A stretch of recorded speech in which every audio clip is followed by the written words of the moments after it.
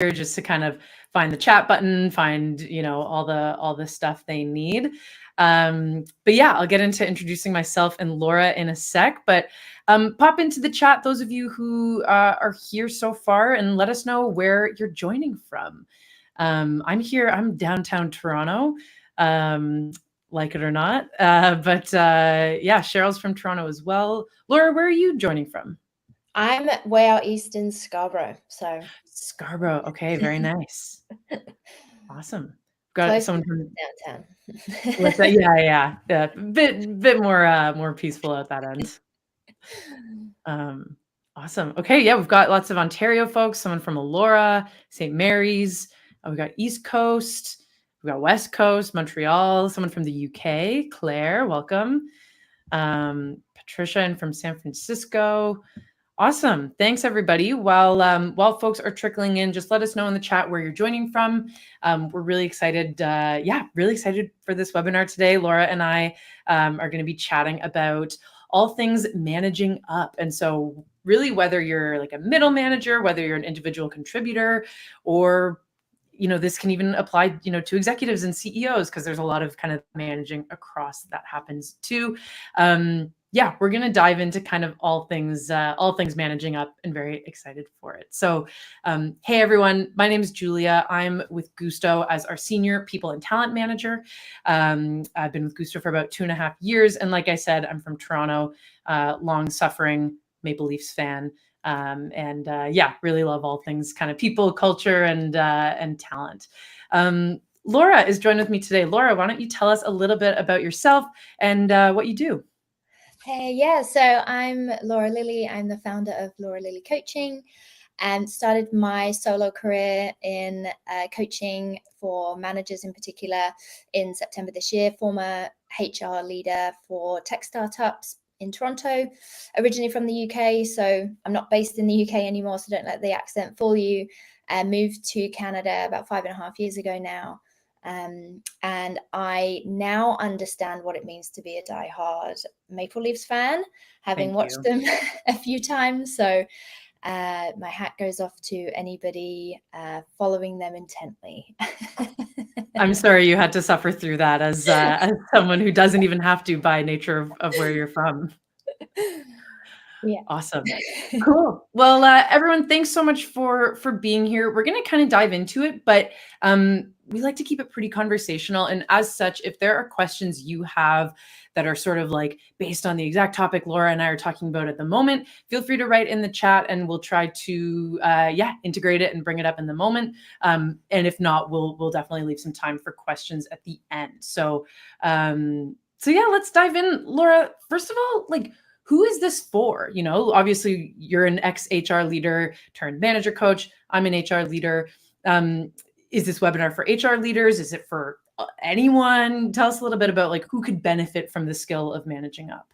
Yeah, in all honesty, I think it's for anyone and everyone. I actually don't think that it's linked to directly always linked to professional lives as well. I think there's a lot of scenarios where we're communicating with people and there's a certain level of influence or managing up that we have to do.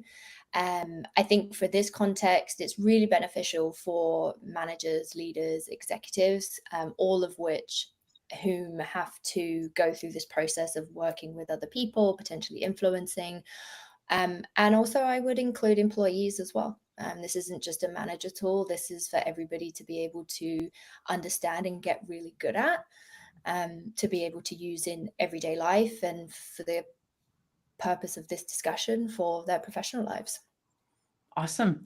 You've used the word influence a couple of times, which I love. I think it to me, that's a lot of the nugget of what we're talking about. But how would you describe managing up, or a person who's good at managing up? What are they good at? Yeah. So essentially, if I were to explain it,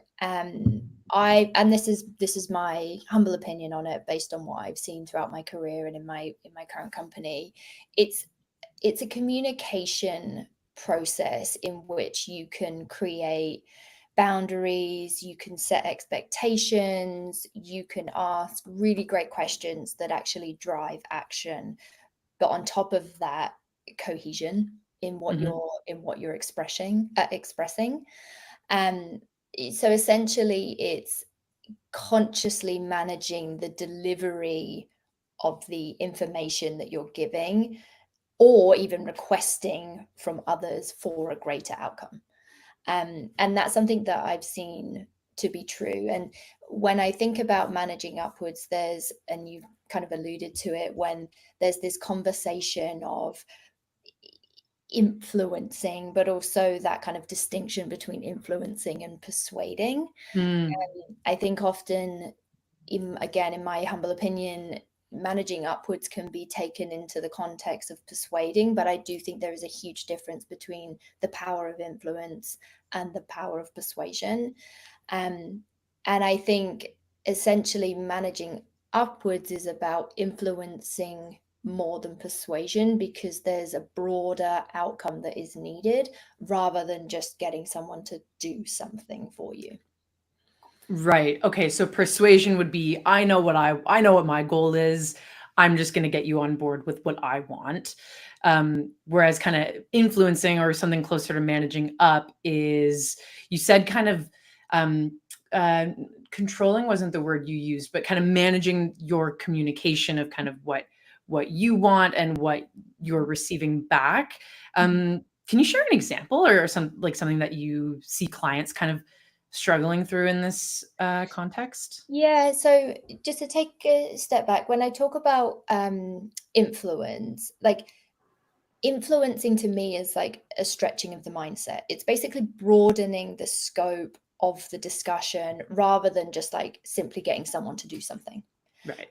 And so when I look at influencing, it's like having a vision of like the outcome for a situation and motivating somebody to get there and fully getting their buy-in to do it. Mm, Persuasion, on the other hand, is usually a way of like egging someone on to take action or make a decision without them necessarily buying into it. So there's that kind of like classic salesperson attached to the persuasion, like you're in a car park forecourt and you want this car, but they've persuaded you to do that one, but you originally went in for this car over here because it's fuel efficient, it's got enough seats in the car for your family, but they've persuaded you to go and get the fancy sports car because it's fun and ultimately that makes them more money. But yeah. there's power in both, and I think if they're both used with good intent, they're really great. But there's a difference to it, and I think,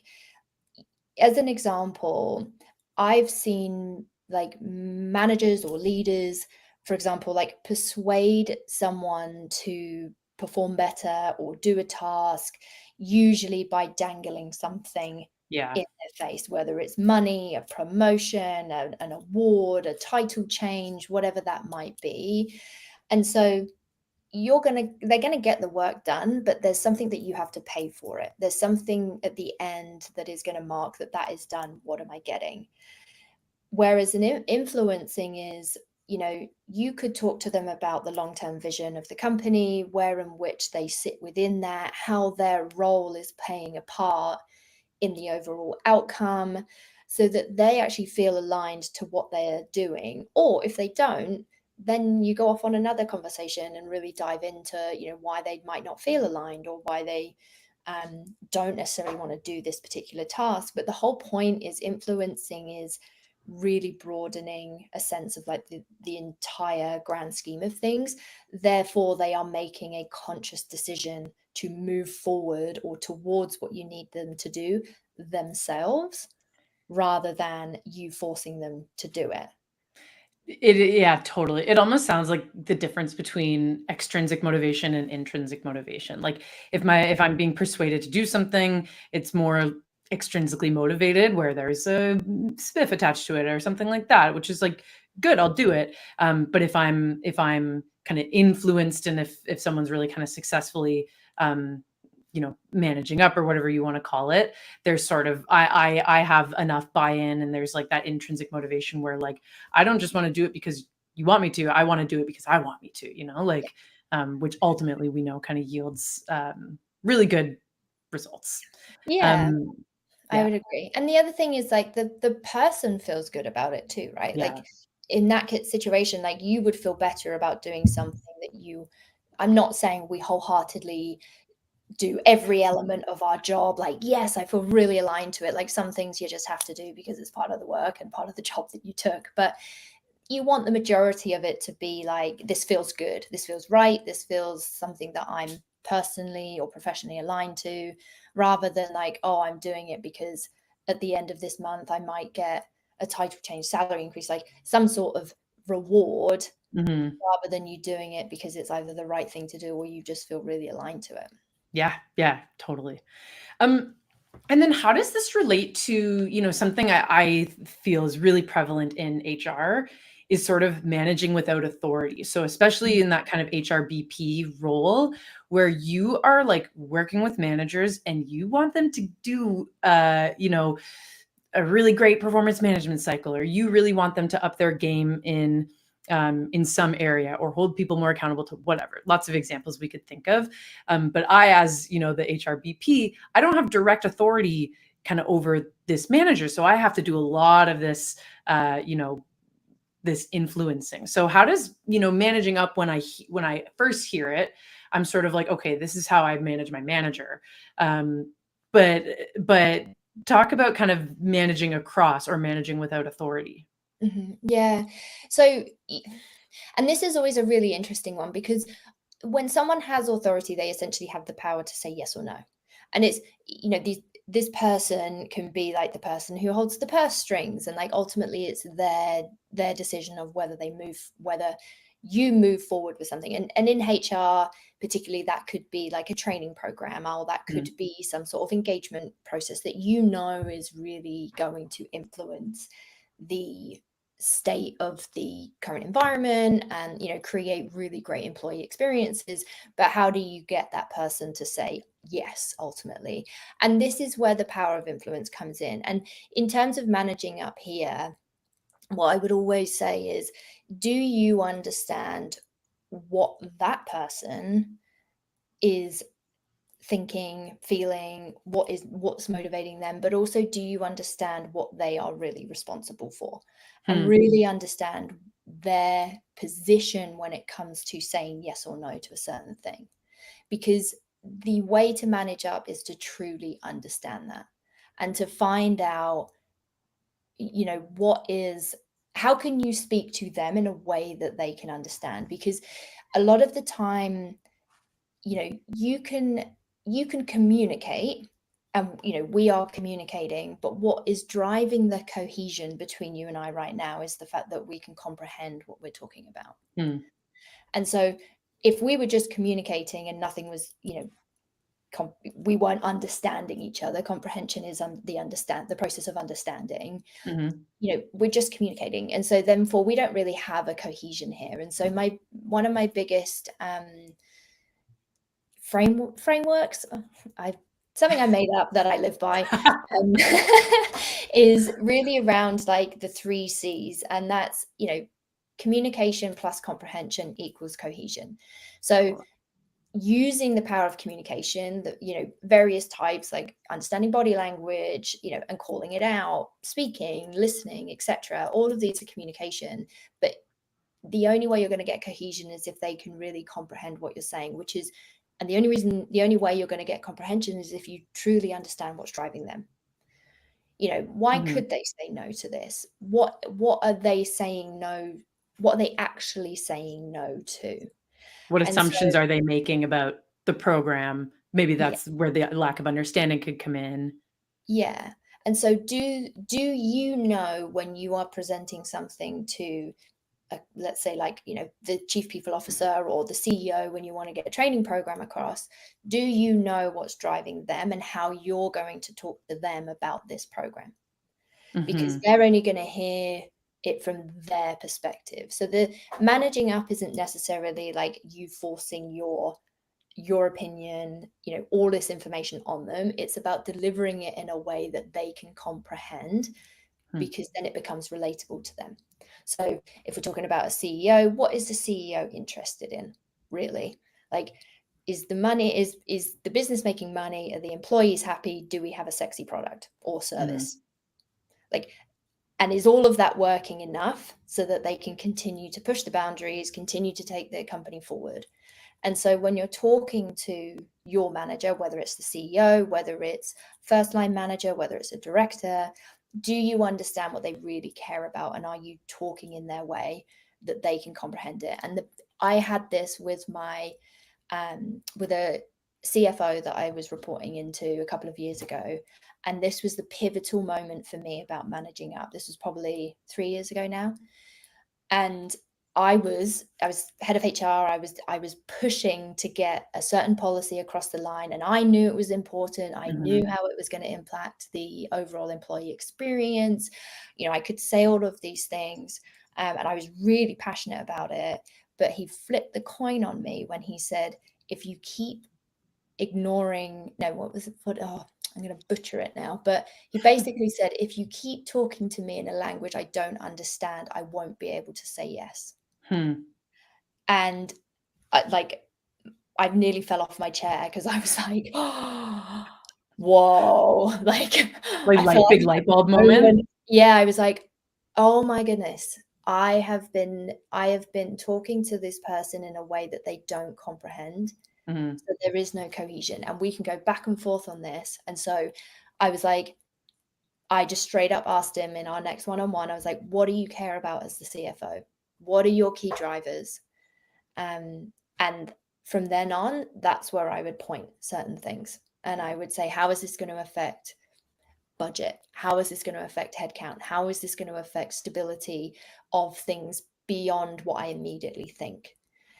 And so that was a turning point for me when it's like, okay, I'm communicating, but he and I aren't comprehending each other. So of course there's no cohesion here of why I'm pushing for this and why he's pushing back. Totally. And that's interesting, right? Because I feel, if we think of more junior employees, say you're like an HR coordinator, a first-time HR generalist, who okay, I have two questions. The first one is, who carries the onus to, your CFO saying that to you is like ultimately really helpful because you're like, oh, okay, I know what language I need to speak in order to kind of, meet you where you're at and what you're looking for.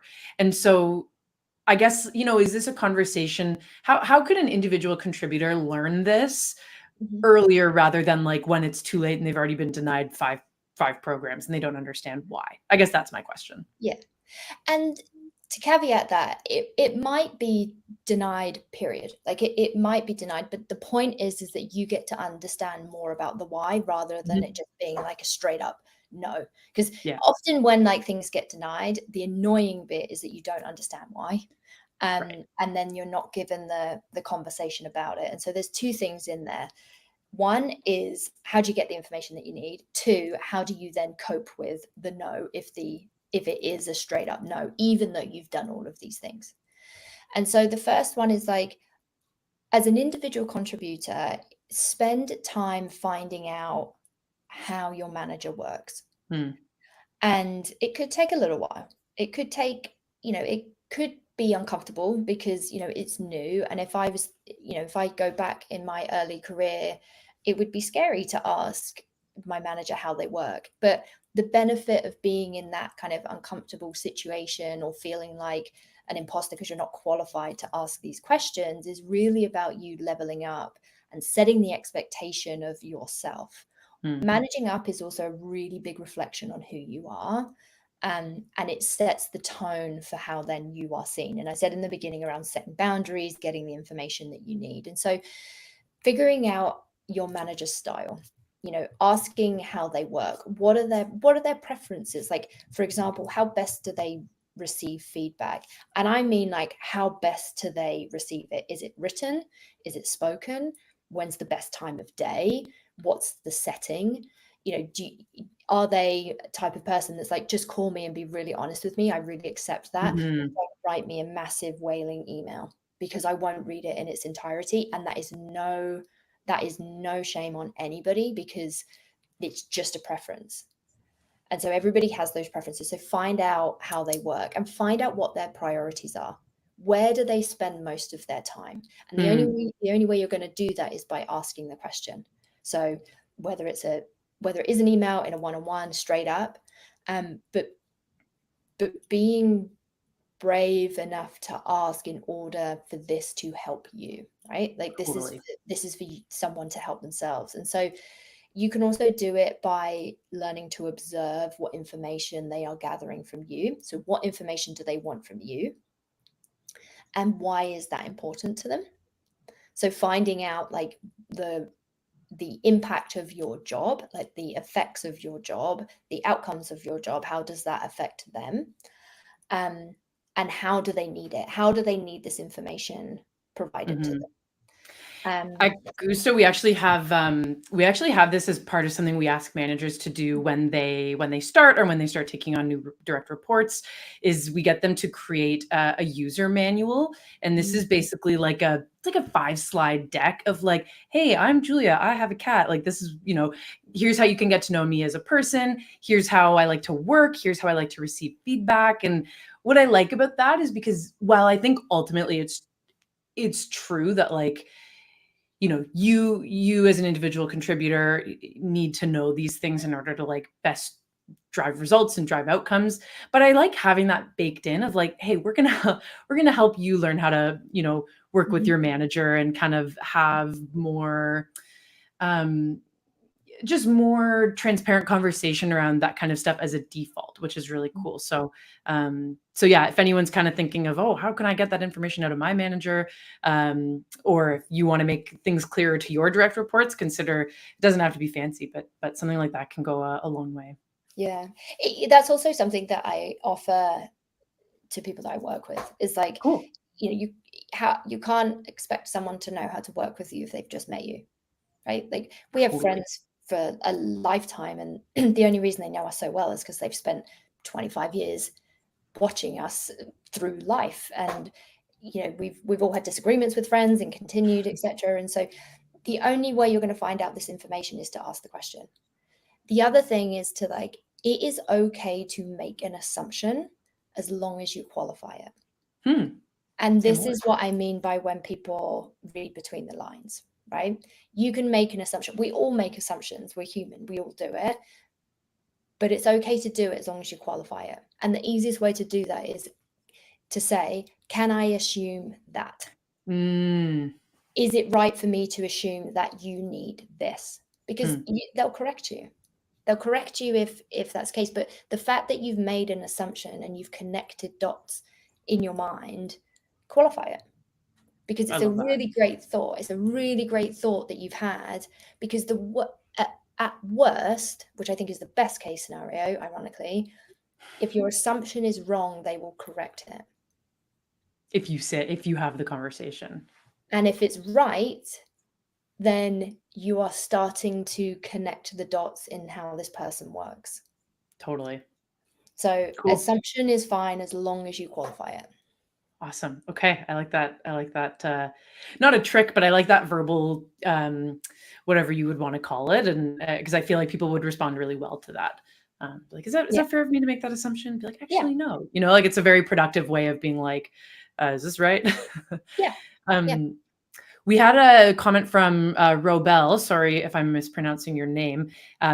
Managing up is often misinterpreted as sycophancy, where in fact it's really about partnering with leaders to be a better version of yourself and in effect help them shine and ultimately both parties achieve personal and career, and I'll add in sort of company goals, which Mhm. is true. And I think that's where I got in the first like 10 minutes too of like, is this just like trying to force people to get on your level? And no, it's like I really like what Robel said about that partnership. Mhm. Yeah. I would completely agree because it's not about managing your manager. It's about managing what you need from them Totally. in order to do a great job. And everyone's doing it. You're not just doing it with your manager. You're doing it. You should be doing it with peers. You should be doing it with, up, down, sideways. Like managing up is just the kind of general statement that resonates with people. Yeah. But it's like managing sideways, managing down, managing up, managing across, like managing personal life as well. Like the point is that you're understanding what that person needs in order to create cohesion. I remember the first time I realized I had to manage up, or that like what I was doing was managing up, because I was like, I work with great people. Like I don't have to do this. Whereas because I thought that it was something that you only did if you were working with someone unreasonable, let's say. But I remember, I forget like what the exact project was, but it was something in classic startup world. The goalpost just kind of kept moving, and it was just like I was kind of working towards something, and I thought we were all on the same page, but no. And so I just veered courses and then kind of changed again. And I remember being like, oh, I need to manage up this situation. And for me, it just became being more explicit than I had been initially, of sort of like, here's what the end goal looks like to me. Are we all aligned on that? Are there things I'm missing? If that is the end goal, is that your interpretation of what I'm working on as well? So yeah. Yeah. And there's so many ways in which it applies. And I'll probably keep going back to it, but managing up again is the process and the communication process by which like you as an individual set boundaries and you set expectations and ask really good questions to drive action and comprehension, right? So if you take that and put it into any situation, and I'll give a personal one, like I'm really hot on one-to-ones because I've had some really bad ones throughout my career, and I always have been. And it was one thing that, if I say on one-to-one with managers, a lot of people's eyes will roll. A lot of people will just be like, yeah, I hate them, but won't necessarily know how to do something about it. But there is always such a turnaround when you start to manage up in that situation. So I'll share it because my one-to-ones were basically, people are probably going to resonate with this. Like my manager would come in, we'd spend a lot of the time talking about a personal situation that they had been through. And then right at the end, it would be like, okay, well, I've got 20 things and I've got 10 minutes. And so now I have to go through and prioritize, and I still didn't get what I wanted answering. So in the end, I basically flipped it, and I stood into my one-on-one, and I was like, right, I'm going to manage up because these meetings are actually really important to me. And so I set the expectation of saying that, and just said, these meetings are really important. Whilst I really value the time that we get to have a conversation and be human, can we start with the things first? Because they generally don't take that long, but I over time, I've noticed that we rush through them. And then during the week, I'm just coming at you with these things that I could have just gotten through. And so, my one-to-one, I saw that my one-to-one became my responsibility, and it was my opportunity to get what I needed from them. And the problem was, I just hadn't said that. Yeah. And I love that you explained why, of like, yeah, this is so that I can, better off the jump starting on Monday, kind of like get what I need to done. And so I don't have to message you all the time throughout the week. Your manager's probably like, yeah, what a great idea. And that's the thing, like, I knew that their time was important. I knew that they were busy, but I also knew that the impact of what I was working on was working towards their goals too. Totally. So it's like, if I don't get an answer on this, I can't move it forward, which means that we might be behind on an OKR this quarter. Yeah. So it was that comprehension of me saying, like, you need me to do my job, but I need to get information out of you in order to go and do my job. And granted, like I was in a senior role at the time. However, I encourage anybody at any level to do that. Like, your one-on-ones are what you need, and it's not just your manager's time, it's your time. It's your time out of your job, and everyone's busy. Everyone's trying to get stuff done so they can, spend time in the evening with their family, et cetera, whatever that might be. So I agree. And I think having, again, everyone's busy, but ideally if those one-on-ones are separate from kind of like project updates, or at least even if you have the same time in the calendar, but one week is like a dedicated actual one-on-one, and then the other week can be project check-ins or whatever makes sense. But I think that dedicated time of like, especially when you're early in your career, like getting that coaching and that feedback and just having the space to go through those kind of like sticky situations with your manager can be just like really, really helpful. Yeah. And another, I find this one really important because it's a sticking point for most people, is another way that you can use your one-to-ones to manage up is to like group your topics. So what are the quick wins or the quick updates that you either want to, you could only need to spend 5 minutes on? What are the meatier things that you really need discussion on, and order them so that you can know quickly and efficiently what could be pushed, what isn't urgent, and starting with what you need first, right? Totally. And because I think managers sometimes feel like they have to lead the one-on-one, but ultimately it's, if you flip it and say, employee, I want you to lead this, and you come to me with what you want to talk about, you're allowing them to step into more autonomy and making good decisions and good judgments, and you can manage that. Again, you can say, like, am I right in making an assumption you thought this? You need to course correct it, but you're allowing that person to like manage up to you, while also setting the expectation that this is their responsibility to bring that forward. So I know that's not the topic, but that is just something that I've noticed around managing up, particularly within one-on-ones, like actually allowing your team to manage up to you and accepting it as information rather than anything else. Yeah, totally. And letting them know, like, this is your time to get from me whatever's most impactful for you. And so really, yeah, like really trying not to drive those conversations as a manager. We have a comment from Claire. I haven't fully read it yet, but I'll get through it. Being a student of Laura's, this is one of the key things she taught me. I think this was 5 minutes ago. So whatever we were talking about just before one-on-ones. I implemented and have such clear communications with my manager and other upper management team members. It's probably had to do with kind of the CFO, how to speak in people's languages. And one thing I was actually, well, any thoughts on that before I jump in on another question? Yeah. Thanks, Claire. I do feel like it's important to note that everybody that you're working with in a leadership capacity is different. So if you've moved jobs recently and you're getting to know new people, again, you can make assumptions, but you've got to qualify them first. Like, one manager that you had in a former company, very unlikely to be the same unless you're making that assumption and you haven't qualified it. And so I would always say, like, really understanding what their priorities are, just to repeat, like really understanding what their priorities are and how your work is going to influence that, is the way in which you're going to be able to talk to them. Totally. And then, so I think for me, the example of sort of CFO, they want to know about, the impact on revenue. They want to know about the ROI, all that kind of stuff. What other languages can you speak to level with people you work with?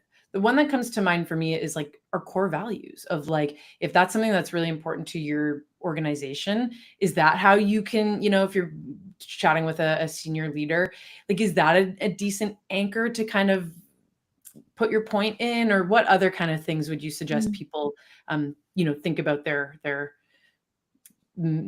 communication? Yeah, that's a really great question, because you generally, it doesn't matter what level you're at in a business, like, you should generally have an understanding of the purpose of the business. And whether the company really promotes their values or whether they really push their mission or their vision, you should have an understanding to what the purpose of the business is in order to then drive everything that you're doing towards it. So every job in the company relates to the mission. Like, it doesn't matter what role you're in. Every job is needed in order to keep, the lights on at night and the company in a position to employ and do a good job in the world. And so I would say focusing on the values, yes, but really focusing on ultimately what the company's goal is. And that could just be to make money. That could just be to drive revenue up this year, because every year the goalpost will change, but the themes will stay the same. Is the business profitable? Are the people happy? Are we doing good things in the world? Is the product developing? Is the service developing? They're generally what keeps companies going. There's lots of nuances in there, but like generally those are the things. So leading with that first. Like, is what you're doing going to impact the company in a good way? Is what you need to talk about going to impact the company in a good way? And can you articulate that?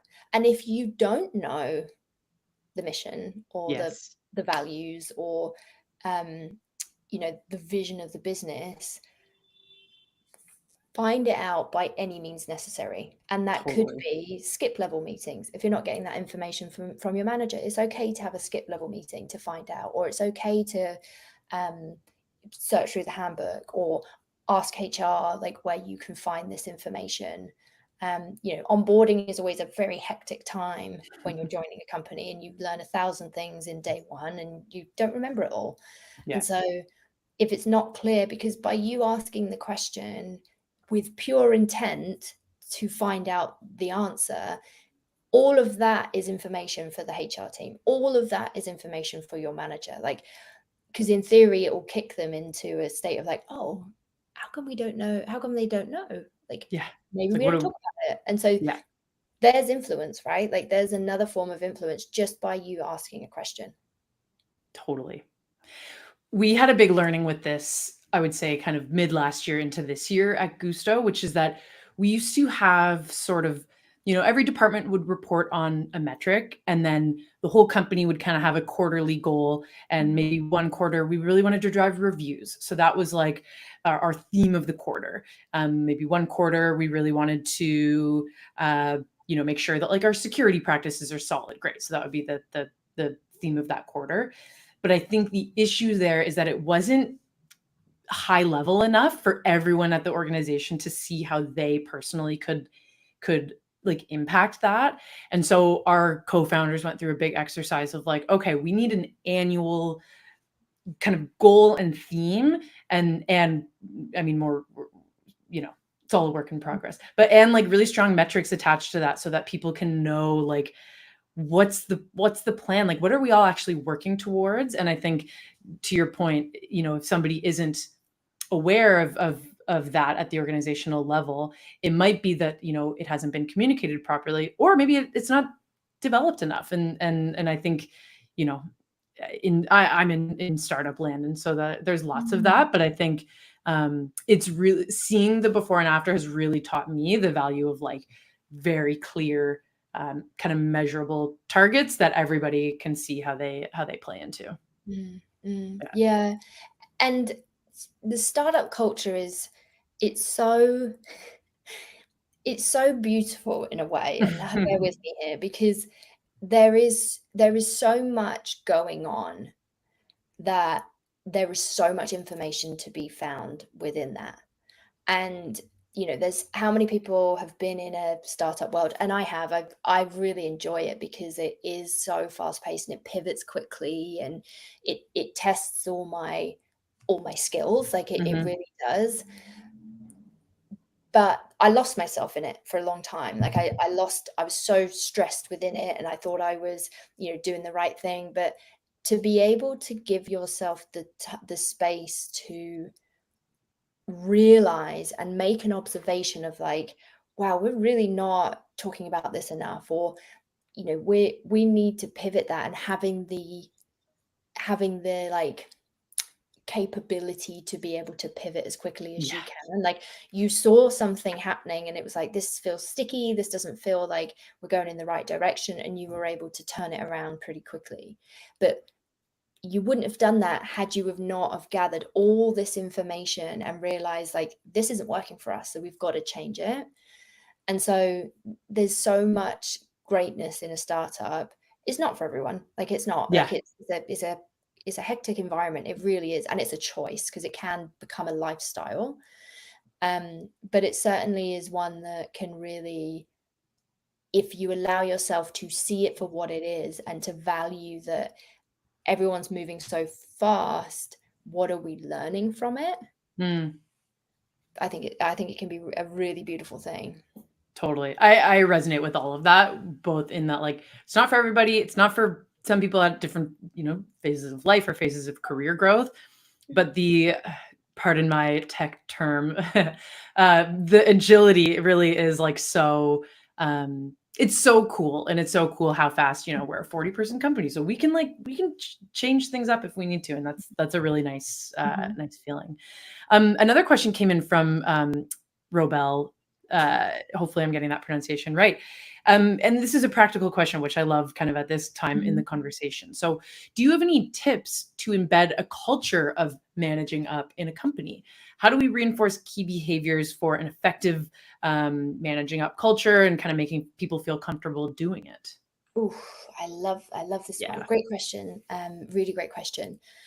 And that will be my answer in terms of how I will respond. Asking really great questions, like Mm, period, and encouraging that in your culture. And you can call it whatever you need to call it, whether it's like we're a coaching culture, we're a growth-minded culture, like pin it as something, because yeah. it allows like a one statement. It allows one statement to become like a feeling and an action. But asking questions at any level, and it can be coaching questions in order to get the information that you need, but really and truly allowing that to happen. Because if you're giving permission for people to ask questions, they will keep asking questions. It's like, those phases that children go through when they're like, why? All of that will give you information. Like all Mm, of that will give you as a manager information, because it's less about the answer and it's more about seeking information.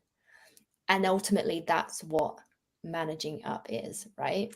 You need to seek information from your manager in order to set yourself up to communicate in a way that they can comprehend, so that you understand each other mm, and you can move forward. And so, like, think about the questions that you're asking isn't just about gathering information either. It's about how you are setting yourself up in that business. And if the company truly wants really high performing teams, they are going to ask you a bunch of questions. Like, mm. hire smart people, expect smart answers or smart questions, because Yeah. smart people aren't just going to go, absolutely, no worries, like I'm going to do everything you asked me to do. They're going to go, why? Mm. Why do I need to do that? Why is Yeah. there Help me might be understand. help me understand, like, you want me to spend how long doing this report? Or this report is going to take me a week and it's going to take me away from all of this stuff. Let me talk to you about it as the expert of my job. Hmm. And so, what if someone asked you a great question that got you thinking, and you allowed yourself to think about it? So in terms of embedding a culture of managing up, I would focus on, how are you teaching people to coach each other? How are Hmm. you teaching managers to coach employees to get as much information from this person as possible? Because once it's done to you, you learn how to do it. Like, there's reverse coaching that can happen as well. True. Because if you how many times have you met somebody and you've remembered how they've made you feel rather than what they've said? Totally. And so, what if someone came to you and asked you a really great question, and it got you thinking so much that then you came up with like another idea, and all it was them asking you a question, Yes. and that's it. We It's so powerful. We have our managers read this book called Time to Think. I think the subtext is Time to Think, Listening to Ignite the Mind. And it's literally like what I took away from it was like, shut up and just let people like go through their mental Mm, gymnastics, because like people know their own solution and will buy in, and they'll resonate with their own solution much better than they'll respond to someone else's, even if that person has a great mm, idea and is really well intentioned. mhm, And so it's really about kind of as a coach, as a mentor, as a leader, asking mhm, those questions and just like letting the person um, just go mhm, just go through the exercise. And my manager used to be so funny. I love to chat, and so I would sort of like get to the end of my rant or the thing that I was struggling with, and he would just like take a breath and he would be like, anything else? And I'd be like, Actually, yeah. And because sometimes there's more and sometimes there's, new thoughts that you have. And so, yeah, the power that you can like unlock for people in just letting them kind of get there on their own, is very, very cool. Yeah. And so I would say managing up is a byproduct of being able to ask really great questions to seek for the intention of seeking information. Hmm. It's not question that you're being questioning, which I think is another skill, which is really good to have around like debate and disagreement and moving forward from that. But Mhm. asking questions is never a bad thing. And if you can, as a manager, if you get to that point where you're just like, oh, I wish they would stop asking me questions, at that point, if you can, in that moment, say, what is causing them to ask me all these questions? Hmm. Because if, that, and it's difficult to do that because that's self-reflective, because it might be that you haven't given them all the information, and that is absolutely okay. But the sincere fact that you've noticed that will allow you to now change it. But Yeah, you wouldn't totally. have noticed had they not have been like, why? I'm thinking about themes like imposter syndrome, which we were talking about a little bit before, and psychological safety, and how like a culture of questioning is like so cool and so healthy, but could probably be really hard if you are feeling a lot of imposter syndrome, or if you're not in kind of like a psychologically safe environment to not only challenge, opinions, but even just to feel dumb or to feel like I probably should know this, but I'm going to ask Mhm. anyway. Um, yeah. I mean, Mhm. I know it's a lot of just like be good and be welcoming and don't be a jerk, but what can we as HR people do, or we as managers do to just like drive that forward, that like, yeah. Mm. In terms of creating a safe space, a lot of the time it takes time for people to feel safe in a space with your manager. And it can take, you can do 1,000 good things, but the employee will remember that one time that you tripped up and maybe were having a bad day, and you Mm, maybe were a bit short because, you're a human, you have totally. responsibilities, you have a life outside of work, and something's just ticked you off that day, or your manager's ticked you off that day. And so I think the recovery of that is to continuously encourage, and you can be at the point where you've communicated that it's a safe space and they can speak, until you blew in the face. But the one time that they do it and you recognize it and you encourage it, and you allow them to speak honestly, and even if what they're saying is really irking you, you don't react because you want to create that safe space. Mm, It's completely okay for them to do it. And again, to your point earlier, like they might start at what's peed them off that day. But if you just keep asking them and allow them to vent, it's probably something quite menial. It's probably something very fixable. But that one thing that they didn't tell you that happened 10 weeks ago, then there's been another thing on top of it, another thing on top of mm, it. And you have to get through all of that before you get to the root cause of it. And that takes time. That takes time and that takes trust. And I do think you can get there by asking good questions. But I also think if you are truly providing a space of psychological safety, then as a manager, you have to be aware that sometimes what they're going to say might irk you a little bit. But yeah, how you respond, and I'm conscious of the word, using the word respond over react, how you respond to that, yeah, again, they will remember how you made them feel more over anything that you say. sure. I also, I try not to, pitch Guusto in these kind of conversations, but one thing that recognition and rewards is really powerful for is like reinforcing key behaviors. And so if you have an employee that is, brave enough to kind of ask questions that they think are dumb, or they're kind of over, not that you would think that, but if they're overcoming a challenge with that, regardless of how you feel about the question, you can recognize whether you have a tool or not. You can kind of reflect and say, hey, by the way, thanks for asking those questions in our one-on-one today. I know they were probably hard to ask, but I really appreciate your I don't like, bravery is not the word I'm looking for, but yeah, I really appreciate your courage and kind of coming forward with those questions. Like, just that reinforcing after the fact will go a really long way in kind of driving that Yeah. environment too. And it's, if you think about it as a manager, like you're only not asking those questions now because you've asked them before. Yeah, true. Right? So if you think of how you would feel going into the executive meeting room with all the executives, if that's your first time in there, like that's the same feeling, just on different. It's the same feeling. It's the same feeling because that's a leap for you. This is a leap for them. And so if everybody in that executive room just went, just breathe, just breathe. Yep, no one's gonna No one's gonna say fight anything. you. Yeah. Like, yeah, just breathe. Do your best. That's it. Hmm. Or recognize, like, again, reading between the lines, like making an assumption, like I'm going to assume that was quite difficult for you today, was it? Like, why?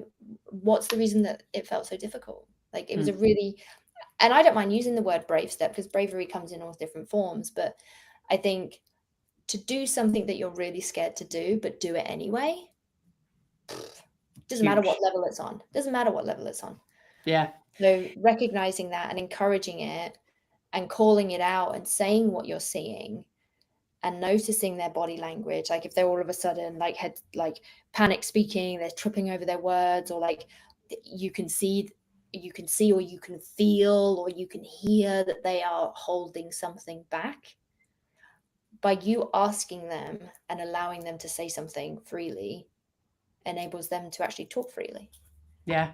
And again, from a managing up perspective, they are giving you all of this information of how to work with them, which you can then take and make decisions as a manager with.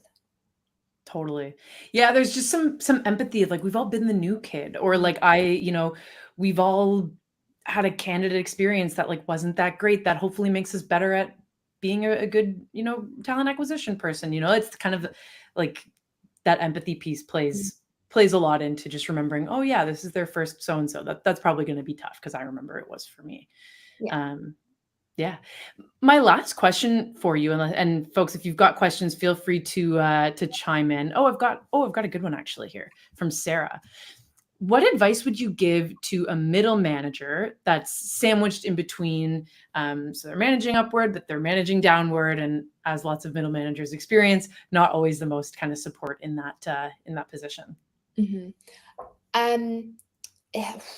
It's a really tough middle management, and this is why I personally focus on this on this level in my business, is really difficult because you are in a you can often be the bottleneck, and Yeah. it's not in a detrimental way. It's an important way because you are the funnel of information from the team to the leadership team. Like, it's such a pivotal position to be in.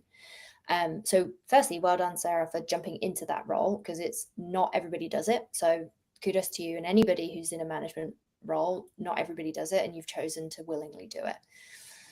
My advice would be spend as much time as you can in a curious state of mind. Everything that is being told to you, it's okay to question it. It's okay to seek clarity, because all a question is seeking clarity. And the way in which you do that upwards will reflect the way you do it downwards. And you ultimately want to teach your team to do that. And so I would say use coaching questions to manage up and to get the information that you need, and use them to manage down to understand what they need as well. So you could ask the same question of, like, what's the reason we need to do it this way? And you can ask that to your manager, and you can ask it to your team, because the team is going to tell you their opinion. The manager is going to give you information. And so it's a very similar approach. Now, the trick is managing up to your manager can sometimes come with some disagreements. Mm-hmm. But I have an unpopular opinion on disagreements here, because I think if we embraced disagreements more or welcomed them more, Mm-hmm. we would be better off. And I say that for two reasons: because it's good to be challenged. It's really good to be challenged, period. I'm not saying on every area of your life, but I'm saying, like, for growth, it's good to be challenged in certain ways. And so having your own thoughts challenged can only ever lead to expansion, because the worst case scenario is you're going to have a different opinion or a different perspective on something you're either working on or something that you feel. Worst case, it's a different perspective. That's it. Or it's going to confirm your commitment to the cause, right? It's going to confirm that you believe this to be true. So ask all the questions. The other thing is, like, it's healthy and it's human to assume people will think differently from you. It's just healthy. It's, who do we think we are if we're going to go through life and no one's going to disagree with us? I think there's a famous race quote in there, but it's true. Like, it's also just an opinion. It's just an opinion. Everybody has them. We're all entitled to them. But how you respond to that, and again, how you respond to what your manager is giving you. If you respond with a question, you're getting more information, and maybe they're getting information from you. Mm. You need that in order to do a good job. And the same in your team, how you respond to what they're saying. If you respond with a question, it's going to give you more information, but also get them to potentially think more broadly. Mm. I think we talked about this last week, but someone mentioned it to me a few months ago as something I was kind of struggling with, and they were like, disagree and move on. And I was like, oh yeah, like such a light bulb moment of like, oh, we can obviously, when there's a level of that trust, really that psychological safety, that trust and respect, but like, I can say my piece, you can say yours, and we can disagree and move on, and that's okay, which is very powerful. Yeah. To be like, I yeah, used not to everyone. teach this in my former company. I used to say, disagree but commit. Yeah, Like, exactly. you can really, can you move forward in the presence of the disagreement?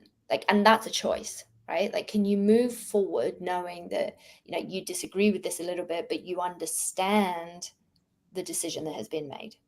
And that's a personal development thing. Like, that's not, it rolls into professional development, but it's a personal development thing. And so I think, I do believe that middle managers are so pivotal because of this communication flow that they have, right? Like, they are responsible for getting the work done through people. Mm. And the further you go up the chain, the further you get away with it. So there's different frustrations at every level, right? Because as you get further away from the employees, you do have less influence over them. Whereas middle managers have direct influence over their team. So the more information you can get from them, the more information you can feed up. And so asking really great questions and getting really comfortable with being a bit uncomfortable and stepping into a place of, maybe feeling a bit imposter syndrome of like, am I worthy to ask such a question? And the answer is yes, because how they respond to it is up to them. But your true intention of this question, and you can say this, is to get more information because the team is a bit off kilter right now and I don't think they really understand the vision and the mission. This is an observation that I have, and therefore you're putting a solution forward. Totally. Cool. There's so much juicy stuff in here that I'm just going to mull over for the rest of the day. But we're almost at time. What I like to do is, if you have something, or just folks watching, just so that you kind of like leave with something, if there's any aha moment or anything that you're going to just tweak in your own practice at work, or wherever you'll take this, yeah, take some time to write it down to yourself or write it in the chat. Laura, anything come to mind for you of something that you did you have any aha moments from all of your inspiring context? Oh, and while you're thinking, this is Laura's link for Laura Lillie Coaching, so be sure to check her out. We'll post her LinkedIn in the chat as well, so you can find her.